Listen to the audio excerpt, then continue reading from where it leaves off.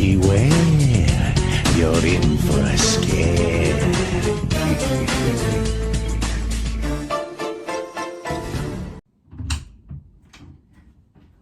Yes everyone, welcome back to another Goosebumps video. And in today's video we're going to be discussing the differences between Ghosts of Fear Street and the OG 62 series of the Goosebumps franchise.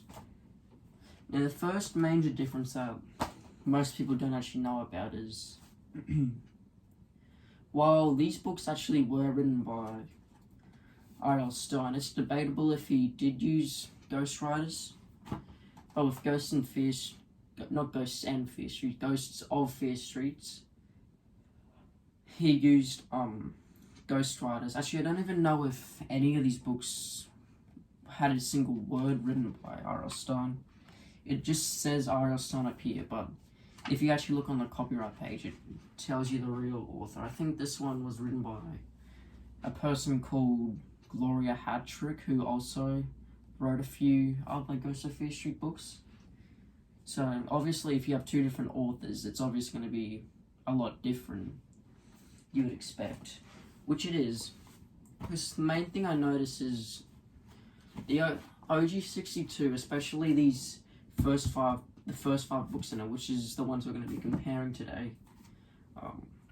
They're a lot more, I don't want to say dull, but less creative, but not in a bad way, like iconic stories, but they've already been done a ton of times, like a haunted house story has been done a few times.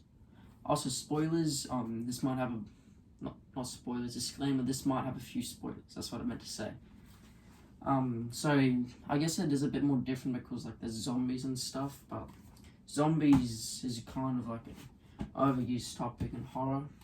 Then we have probably the most unoriginal book in the whole Goosebumps franchise, Curse of the Mummy's Tomb. There's like been 5 movies with the same name as this book. And there's also Monster Blood, which is pretty creative, I would say. Say Cheese and Die, Haunted Camera, pretty cool. And then Don't Go in the Basement, like that's, I don't know if that's not really an overused one, but there's a lot of like horror based on like people being scared to go in their basement. I know what I mean, you know what I mean, But with Ghosts of Fear Street, there is some, I don't want to say insane, but these are pretty crazy, like. In this one, there's haunted posters. I want to say haunted, but oh yeah, spoilers again. The posters come alive and try to eat people. In this case, it's what's it called? Praying mantis. Don't know how I forgot that. This one's about like a guy in a museum, I think, and then the museum things come alive. I think there was a movie like that, but I forgot the name. So I guess that is a bit unoriginal, but I haven't actually read it, but I think that's what it might be about because I've read the blurb, I think. Then we have Stay Away from the Treehouse. I guess you guys can connect the dots. It's about a haunted treehouse. We have Hide and Shriek. I think it's about a haunted school. Not looking at that haunted school, like number 60 in the originals. Not number 60, number 59 in the original series. It's different, and this one's like about, I think, like a kid that died and he haunts people when they play tag, and if they lose tag then they become ghosts or something like that, and they all think it's a really big fun game, and then like a new kid comes to the school and gets really confused.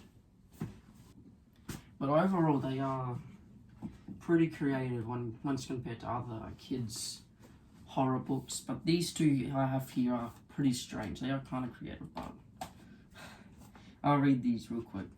The Attack of the Aqua Apes, which is about like aqua, what are they called? I forgot the name. But there's like the eggs you put in the water, I think, and then they turn into animals. But they're like evil or something. Not really. It is creative, but just strange. And then this one too. Who's Been Sleeping in My Grave. It's a pretty cool cover, but it's just kind of weird. I think it's about also a school again, which is pretty unoriginal again, because this is the book right after that other school book, but I think it's about a haunted teacher, which when I really think about it, there is Creature Teacher, it's Series 2000, and Final Exam Creature Teacher, whatever it's called, and Most Wanted, but also, now it's time to talk about these covers here. We'll compare the covers in this next segment. I feel like these covers, they have like a more in your face feeling, like the characters are like, or like the topic or the main focus is like right in your face, opposed to these ones where it's a bit, you can say, zoomed out. And there isn't, most of these Goosebumps books, they don't really have much characters in focus for most of them. Like most of them are like, can be just like of an ominous looking house or something like that, or a staircase. Whereas these ones are like, you can probably tell what the book is when you look at the cover. Not really this one. You'd obviously think there'd be like a skeleton, because I originally thought that like Curly the skeleton from Goosebumps was going to be in this book, but I don't think there is going to be that. This one's obviously going to be about haunted aqua pets or whatever they're called. This one's going to be about a night. This one's going to be about a poster. This one's going to be about... Well, to be fair, you won't really know what's going on in this one. And in this one, it's obviously about a treehouse.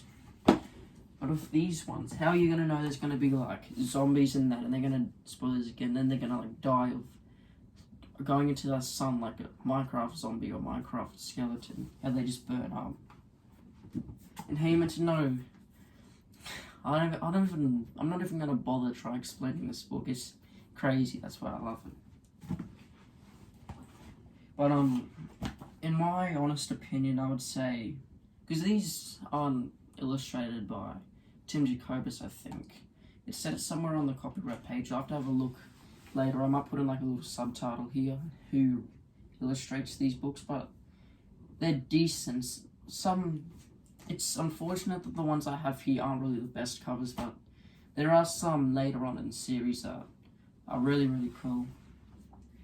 Obviously, I forgot to mention one thing. There's also these bind-up books I got. The cover art is a bit more strange, you can say, but it does kind of make sense. You see, this one's has 3 books. It's a bind-up of Hide and Shriek, Spell of the Screaming Jokers, and Field of Screams. You can see here Hide and Shriek in the graveyard, Spell of the Screaming Jokers in these Joker cards right there, and Field of Screams, which is about baseball bats, or like a baseball person that goes back in time or something like that. And you can see the baseball bat there, and the guy that seems to be playing baseball, and that hit a ball into whatever this like cloudy thing is. But with this other one I have here, I have no idea what's going on. It's like, yeah, I'm not even going to bother, it's just weird. And in conclusion for this video, I'm going to have a very special guest come in and summarize this video. So, say hello to Slappy.